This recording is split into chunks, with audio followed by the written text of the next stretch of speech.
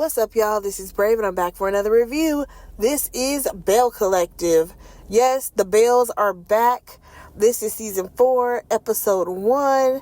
And baby, let's get right into it because the title alone is a mess.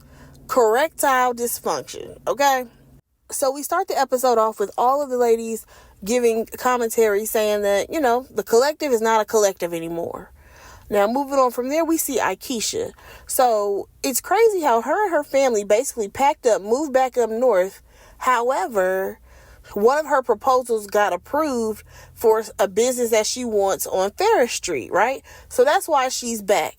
I can't lie. Last season, Akeisha was definitely given the energy that she was going to pack up and move back to New York. Like, it's not like she really needs the money from this show because her husband is very successful and she has her, businesses and stuff. So she low-key was given an energy that she did not need this show. However, since her thing got approved on Ferris Street, she is back. And honestly, I don't mind Akeisha because at the end of the day, she's still trying to accomplish something that should have been the goal of this whole series, and she's still trying to keep it alive. Okay? Now, it look like she done lost weight. She looking good. She has a new office that's actually on Ferris Street, and it's really big.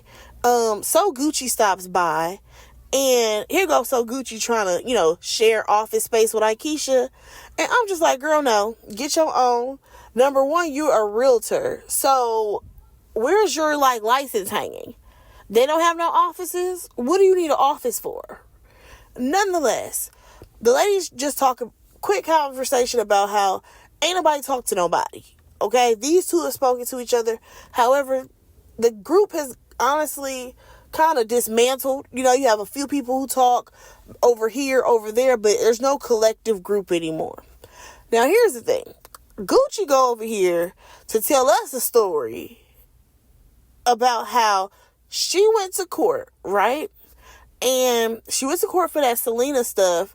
And she's upset and shocked that Tambra and Latrice were there.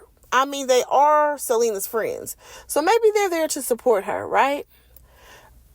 At this point, she won't say Selena's name. According to Tambra, she got subpoenaed to actually come to the courthouse.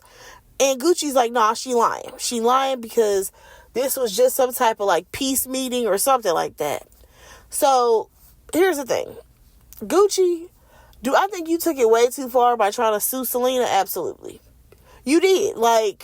You completely ruined the family dynamic because you decided that you were going to be petty and sue her or do whatever you were trying to do. Now, according to her, they basically just don't need to be around each other. Cool. Moving on from that, Akeisha, she wants to get all the ladies together so that way they can all have a conversation. Moving on, y'all, we see Letitia. Now, she's back at the first house that we met her at, and we got Glenn over here not even be able to put no damn paint on the walls, okay? He did one stroke, it was like, oh, no, I can't be doing this. Sir, you lollygag in a tugboat every day. You can't throw no paint on these walls. Get it together. So then she comes in. First of all, Letitia, you are a very pretty woman, but I don't know who is doing your makeup. Baby, your makeup is too much. It's way too much makeup on your face, boo. They need to take it down 4 notches, okay? Nonetheless, she comes up in the house or whatever, and she's telling Glenn how the house needs to hurry up and get ready because she's trying to sell it. So this basically is their starter home, and they've had tenants in it, to rent it out, but now she wants to sell it. Okay, cool. So there's things that need to be repaired. However, Glenn is supposed to be on top of it, but he ain't doing it. Now, he's still not accepting the new Letitia. Y'all, how long is it going to take Glenn to get with the program? But also, Letitia, how new is the new Letitia? What exactly is Letitia doing that is so new to Glenn? For me, I think the issue is that he home more. Where is he? Why he ain't on the tugboat, y'all? That man used to be MIA season 1 because he would be going, what was it? 3-4 weeks out of the month. I think it was like 3 weeks out of the month. He will be gone. We see Glenn every time we turn around and there's a scene with Letitia. You at the house too much, Glenn. That's the problem. That is the absolute problem. You are at the house way too much. Now, moving on, she tells Glenn about the event that Akeisha plans on having, and she's like, we'll just have to see what happens. Moving on from that, we see Latrice. Now, her and Cliff, they have purchased a retail space, and that place is huge, okay? So she's going to have a restaurant lounge, cigar lounge, and some condos all in the same building. I said, oh, okay, girl. Is this how Cliff make his money? Like, he own a bunch of stuff? What is going on here? Like, I'm kind of liking it. So, the restaurant is called Taste or Tasty or something like that. And next thing you know, we see Selena come in. Now, everything's not ready yet. However, Selena walks in. I'm like, oh, okay, so she just gonna show Selena her new spot, right? Baby, when we meet Selena in her confessional, these are the things that she lists that she do. She said she's a bail bondsman, a travel agent. She has an online store with her daughters, and she has like a clothing line or something like that, right? Baby girl got 4 kids, 6 grandkids. All right, cool. However, how the hell is Selena going to be the bar manager for this new for this new restaurant? How? Like, Latrice literally was like, oh yeah, she's been bartending for years and she's made so much money as a bartender. I'm like, when was she a bartender? Because I swear Selena just gave a full list of things and she never ever mentioned bartending. Like, what are we doing here, ladies? What is going on? Y'all, I just don't understand. That part I just do not understand. Like, Selena, are you a bartender, but you don't want to say you're a bartender? Like, what's going on here? But nonetheless, Latrice says she hired her. Okay, fine. Now, one thing that I found to be interesting, though, is the fact that in their confessional, a lot of the ladies said that they like Selena. They've been knowing her for years. They cool with her. They like her. I said, oh, so Gucci is the only person who has a problem with her. Okay, bet. Now, moving on from there, Latrice tells her about how, her and Cliff, they've been having some issues because they've both been stressed about getting this building finished. I mean, that comes with the territory or whatever. Now, we learned that Selena is actually engaged. She's engaged to a man named Mike. I hope that we get some scenes with her and him, just to switch it up. Here's the thing. Latrice, she doesn't really want to go to this collective correction that Akeisha is throwing, but she'll go if Tambra goes, because her and Tambra are now locked in. They're, ace boom coons because they're against the other girls. Now, I can't lie. Latrice threw in a line and I hollered when she said the return of the big backs. The big backs? And she talking about Marie and Letitia. I said, oh, girl, you are not nice. Also, Selena ends up telling Latrice about the fact that her and Gucci, they have a no contact order. Like I said, good. Because we don't need any more drama happening in that family. Moving on from there, we see Marie, baby. Marie looked good. You hear me? I mean, she said her lupus was in remission, makeup done, her hair's done. I said, okay, girl. She's with her grandkid, her grandson, who I'm just trying to figure out where the daddy at. Where is her son at? Who's supposed to be raising this little boy? Yeah, I'm just curious. So she with her grandson and her daughter, right? They're playing at the park. And next thing you know, her cousins show up. So she have her cousin Sue and her cousin Maria, right? Okay, cool. So the family is sitting over here talking, chit-chatting or whatever. And here's the thing. Sue has a birthday coming up. However, one of the other cousins who ain't even in this scene, she got a problem with Marie. She feels like Marie, is kind of bougie. I think that's the problem. They think she bougie. And even the cousin Sue was like, well, sometimes you make us feel very belittled and all these things. And here's the thing. I feel bad for a person like Marie. And here's why I say that. Because at the end of the day, she found ways to be very successful, right? She has her clinic. She has whatever else she has going on. She's been very successful. However, she has tried to pull her family up, okay? Because the cousin Sue works for her. She works for her. She said that the other cousin, Nettie, has worked for her. However, I need sometimes for people to realize that you're not going to make as much money as the boss does. Okay? You are an employee. Regardless of you being a relative, you're still just an employee.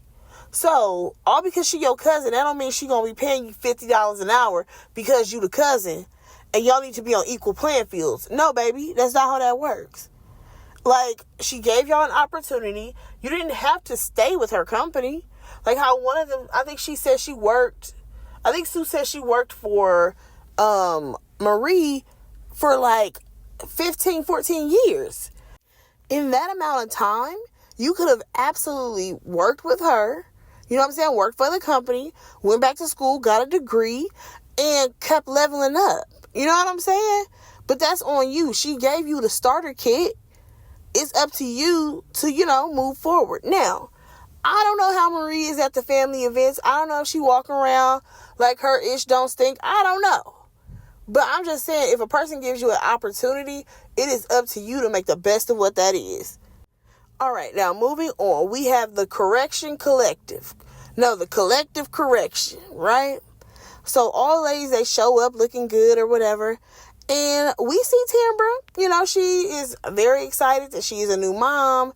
And things have been great for her. Good for her. So the ladies hug it out. And Letitia, she goes over to Latrice and gives her a hug. But in her confessional, she's like, Latrice didn't reach out for a hug. Girl, weren't you just coming at her when y'all were at the reunion? So yeah, y'all not friends. Why would she give you a hug? Be so for real. So then Akeisha, she ends up gathering the ladies up and then having them put on hard hats because she shows them the space where her new business on Ferris Street is going to be. So, of course, the ladies, they congratulate her. And then there was like an outside area for them to sit or whatever. And she had it fixed up all nice. And I was like, oh, okay, this is really cool. Now, I just wonder if Letitia is still going to be fighting for a spot on Ferris Street. Or has she just completely let that dream go? I really do wonder that. But moving on from there, we learned that Marie, she ain't coming. And we start off with Letitia talking about how she's in a new space, yet she's facing demons and, she just got a lot going on. However, she misses her relationship with Latrice because there were times where she could tell Latrice stuff that she couldn't tell anybody else. And okay, that's absolutely fine. But at the same time, I need for these reality shows to stop doing this. Y'all sit up here, y'all film one season, y'all throw shade in your confessionals. Then when we get to the reunion, y'all throw massive shade because then you got to carry on that same energy that you had in your confessionals. So for us to come back to a new season and then y'all want to be like, oh, but I miss my friend. Can we be friends again? I'm sick of it. It is the same thing on almost every reality show. But nonetheless, Latrice, she ends up calling out the collective because she feels like they are messy, they are petty. After every meetup, they call each other and gossip. However, Akeisha is like, she don't gossip with nobody because she go home and be a mother to her kids. Akeisha, I understand that you want to jump in and be like, well, I don't do that. Okay, that's cool that you don't do that. However, the rest of them heifers absolutely do that. The rest of the ladies absolutely are gossiping, okay? So then Akeisha, she brings up the fact that Letitia and Glenn were trying to set up her husband to try to fall for another girl on Instagram. It was something stupid. And I'm just like, well, where'd all this come from? I think she said it came from Latrice. Either way, that's some messy, messy stuff. Tambra, she chimes in talking about how this, this group doesn't feel like a safe space. You're right, it's not. It's not a safe space because y'all are not real friends. That is why this is not a safe space. Y'all are co-workers. Then Gucci. Oh gosh. Here comes Gucci. She talks about how she feels a way that Tambra came to court and basically wasn't on her side.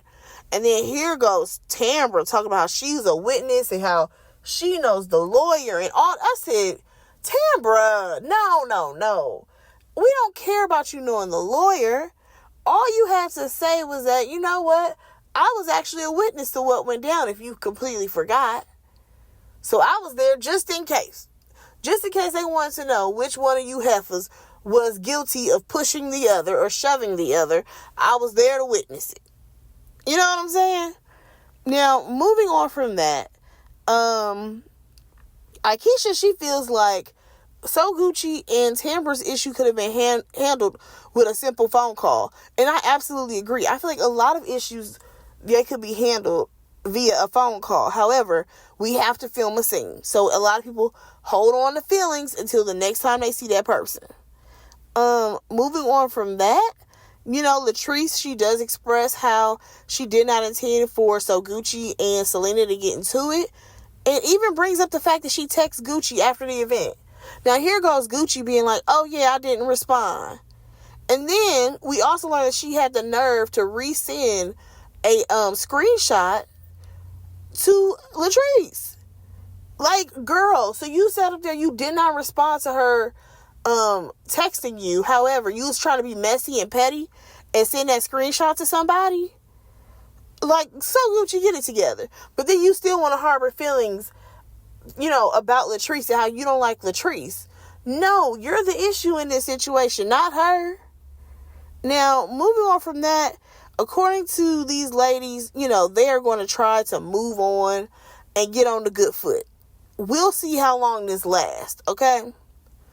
Now, lastly, we see Latrice. She's going to the dentist, so that way she can see her friend, Dr. Antoinette. Y'all remember Dr. Antoinette? She was on season 1 of Belle Collective. Her practice is up and running. It looks very clean, very modern in there. And I was like, oh, okay, girl. Let me see you trying to come back on this show and be a little Dr. Heavenly 2.0. Okay. So, first things first out the gate, baby girl's throwing shade, okay? And I'm just like, yo, did she have this energy season 1? I can't even remember. But nonetheless, Latrice ends up updating her about the ladies and how none of them like her or whatever. And here's the thing. I don't remember Letitia saying that Antoinette was trying to get with Glenn. I must have completely forgotten all about that. However, Antoinette still has an issue with Letitia for saying that. Because she's like, baby, I don't want your man. Especially the man that's been cheating on you and dogging you out for 4 years on national TV. I do not want that man. I said, oh, well, Antoinette, you may be a little bit of a firecracker, and we may need that on the show. And according to her, she said she has a real business, and she loses money by being in rooms with them. I said, God damn, that's a good one, too. Okay, girl. I'm just like... You got the reads. Okay, we love this. Now, she did agree with Latrice that she would come around or whatever, as backup for Latrice. Because you already know it's always Latrice versus everybody. And we will see in this season Antoinette, exchange words with a few people. And I am ready for that. I mean, that was pretty much the episode. I feel like this was a very okay-ish first episode. But I know I can trust that the Bells are going to bring it because they always do. Y'all let me know what y'all thought about this episode. Go ahead and like, comment, and subscribe to my channel. And I will talk to y'all in my next review. Bye, guys.